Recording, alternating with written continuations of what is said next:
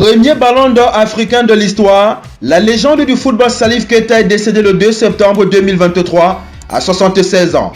Retour sur le parcours hors norme de l'athlète surdoué du Real Bamako et de l'AS Saint-Étienne. Salif Keita restera à jamais une personnalité, une référence pour les joueurs africains qui rêvent d'Europe. Il était notamment un pionnier pour les joueurs francophones, ceux d'Afrique de l'Ouest et centrale. Salif Keita est déjà un joueur dont on parle en Afrique et notamment en Afrique de l'Ouest avant son arrivée en Europe. On le surnommait alors Domingo. La légende joue au haut niveau à l'âge de 16 ans au Mali. Il est appelé à l'équipe nationale jeune et participe au jeu des nouvelles forces montantes en Indonésie. C'est le début d'un destin qui va lui faire disputer 2 finales de la Coupe d'Afrique des Champions, l'ancêtre de la Ligue des Champions CAF avec le Stade malien. En 1966, il s'engage avec le Real Bamako et l'objectif est de remporter le titre continental interclub.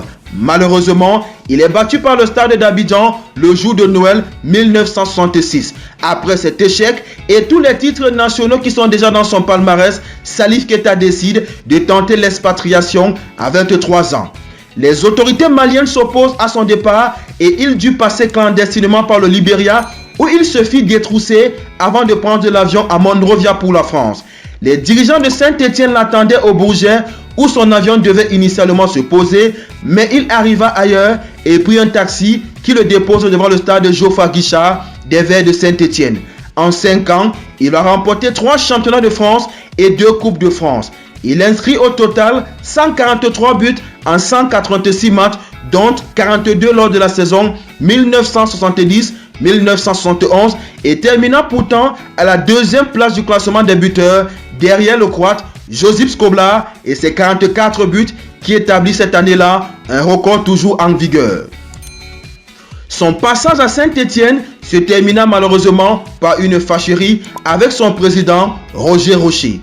S'estimant exploité financièrement, Salif Keita rejoignit Marseille, le grand rival, mais Saint-Étienne contesta la légalité du contrat du joueur qui écopa de 6 mois de suspension. Il joua ensuite à Valence en Espagne, au Sporting Portugal et termina sa carrière aux États-Unis à Boston. En 1970, il fut le premier lauréat du Ballon d'Or africain, créé cette année-là par France Football pour compléter le Ballon d'Or réservé à cette époque-là aux joueurs européens. Salif Keita était un technicien, mais surtout un chasseur de but, un joueur qui aux abords de la surface de réparation est extrêmement adroit. Pour exceller, il fallait qu'il soit en pleine possession de ses moyens. Malheureusement, lors de la CAN 1972 au Cameroun, il s'est blessé à la cheville.